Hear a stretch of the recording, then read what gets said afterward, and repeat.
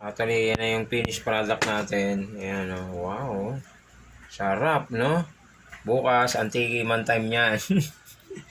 Actually, sa kinumpute namin ni Mami Jenny, medyo malaki naman siya. Ayan, oh.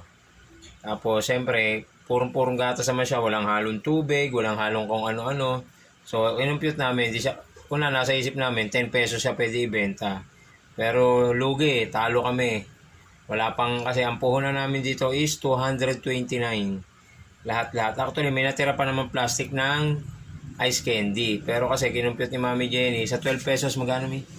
228. 228 sa 12 pesos. Sa halagang 15 pesos, kung bibili ka ng ganito, baka bumili na lang ng totoong ice cream yung baka bumili na lang ng totoong ice cream yung bibili, di ba? So, pinag-isipan namin, mabawi lang namin yung puhunan.